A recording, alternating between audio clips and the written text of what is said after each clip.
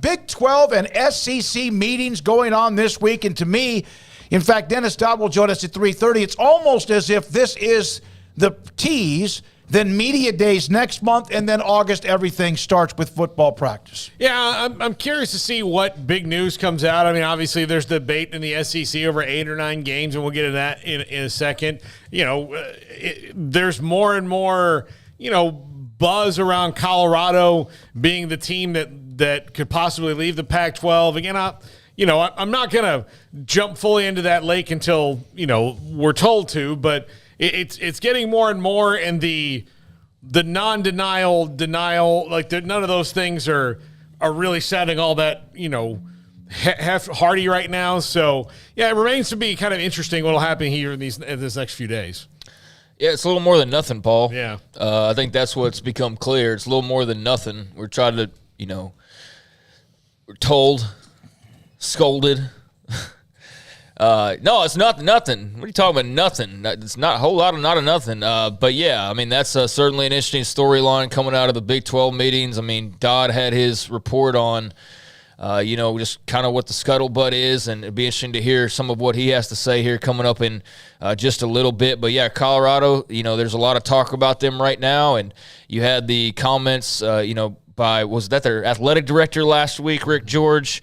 There was kind of a, middle-of-the-road stance that if you wanted to take it a certain way, you could. But quite frankly, if you took it for what it was, hey, we're leaving the door open. We like where we are. We wouldn't mind living here for a few more years, but the door is cracked open in case we do need to exit out of here. That's how it read to me, and I think that's how it read to most people who didn't really, try to perceive any bias in it.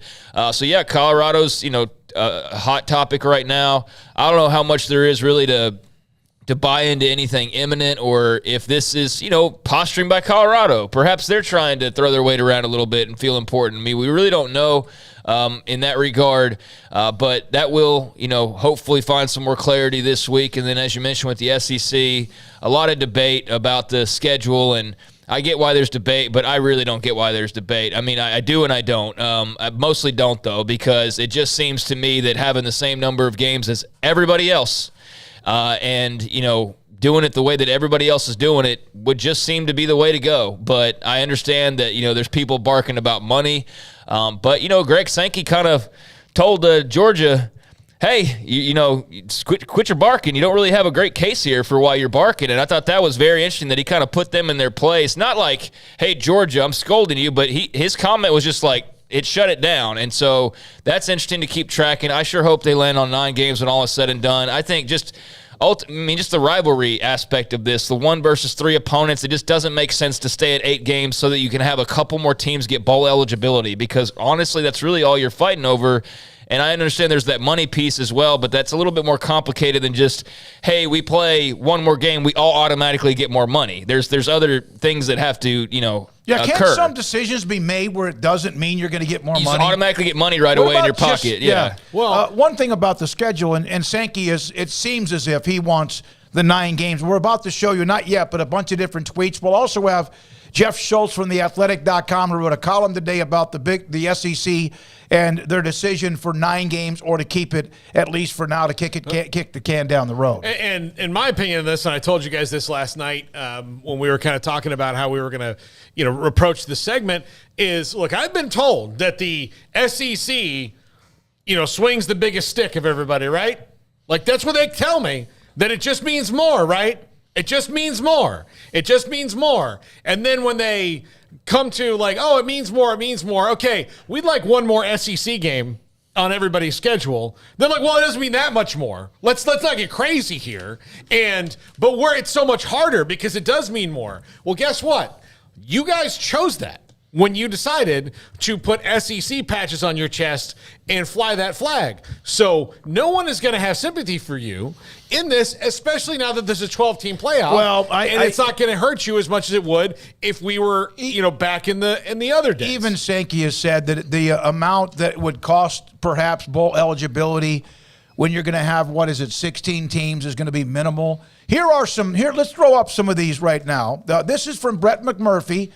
Asked about the benefits of a 9-game schedule, opportunity to play secondary rivalries every year instead of every other year. Those are huge games. amount of passion league games draw. Said the decision will not be money-driven, and the league at the forefront of college athletics does not stand still. Did not say he favored 9 games, but made a compelling case for the SEC to increase it from 8 to 9 league games. Now, number 2. Here are some other comments from Brandon Marcello, who will join us tomorrow from 247. Greg Sankey is ready to speak up, tell SEC members which model he prefers, but that doesn't mean leadership will vote this week on whether to move to 9 games, setting the scene in Destin at the SEC spring meetings, which have begun. Here's another one, a response to that from Adam Rittenberg. The Pac-12 went to 9 games in 2006. The Big 12 went to the entire conference everybody plays after A&M and Missouri left, and then the Big Ten in 2016. Some will cite a lack of national titles in those leagues, which is very true. The SEC has won titles. The teams that won would still have won 9 SEC games. Georgia, A&M have played 1 time since 2009. Stop the nonsense. Here is Peter Burns and his response to that. The SEC has never missed the college football playoff with an 8-game conference schedule. If when you remove divisions, you can rotate the schools much better than the previous setup. Why remove flexibility and add guaranteed loss for half of the league unless literally payoff is worth it? And then finally, back to what Adam Rittenberg wrote. Former Big Ten Commissioner Jim Delaney told me, this is 11 years ago, 12 years ago, we don't expand to play each other less. We expand because we like to play the teams and the schools that are involved in the conference. It also gives us a clearer sense of a champion by having more competition, not less. Well, there is one of the first things I've ever agreed with Jim Delaney about. So, yeah, it's true. Like you're doing all this and you're making the conference bigger, and the SEC has done that better than anybody. They've done it better. Like nobody that the SEC has added. To me, I know Missouri, has this kind of lost, decade in there, and maybe A&M to some extent too was calculated by, like the Rutgers and Maryland thing of we're just going to try to get these TV markets. So that didn't really make the Big Ten all that much stronger when it came to matchups on television. But for the SEC, it really did. And they've made great choices. Texas and Oklahoma, if you're adding schools, that's great choices. So why would you, based on what Jim Delaney said over a decade ago, want to do that less if you're going to expand? And Greg Sankey also said another thing. He said money doesn't lead, money follows. So while they may not get money in 2025 for their 9-game schedule in 2024 necessarily, in 2030 they will, because all of a sudden you've got all these better games that you're giving to your television partner, ESPN, and you've enhanced the value of your contract long term because the ratings will be there. Yeah, I mean, I think here's the exact quote from Sankey, and you had the main part of it. This is what I was referring to when he, kind of countered what Georgia had to say. I said, money follows. It doesn't lead. If all you do is chase money, then you make really bad decisions. The money doesn't just come from one source. If all we do is one source of revenue, then we're at great risk. Ticket sales are an enormous source of revenue. The importance and the value and interest in conference versus conference competition, there's money inherent there without ever talking about media compensation. So basically, Georgia's president came out and said, well, if we're going to do this, we need more money. And he's saying, well, it's just not simply coming from just automatically the TV deal. I mean, you don't think that Georgia having another SEC game is going to sell some more tickets than if they're playing, Weber State?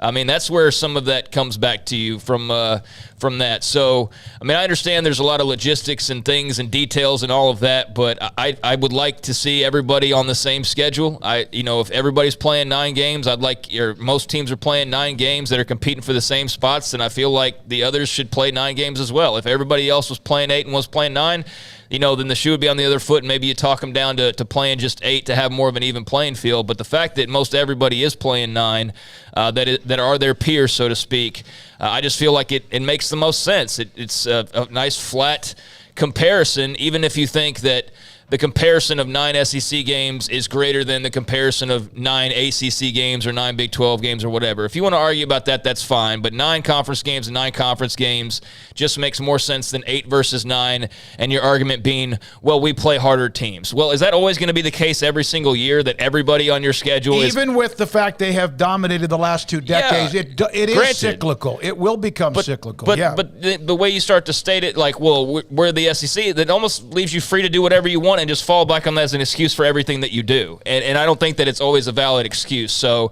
I just think from me being, I like it black and white.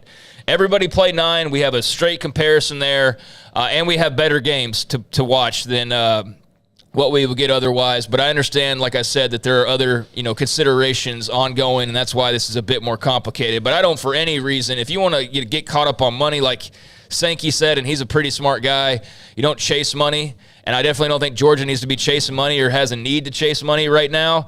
But I also think that while there is, certainly some things to weigh as far as bowl eligibility, with an expanded playoff, I don't see why this is much of an issue, because you're going to be just fine. If anything, you're still, even with a 9th game, still going to get probably 2 more teams in the playoff every year than you ever did before. But yeah, maybe Missouri doesn't make a bowl game. I don't feel like that's a reason to topple the house of cards for 9 games. That's just my opinion. Yeah, so there we go. And again, it's a great discussion. It's an absolute great discussion to whether you think they should remain at 8 or 9. And I think the league is split. I really think it sounds like, based on what Sankey has said, based on what reporters have also written, watching a couple of podcasts, that really they're like tied up on this, that on what they might do, either kick the can down the road and or decide to play 9 games. And then, of course, then they got to come up with how they do that. Jeff Schultz will join us. He wrote the story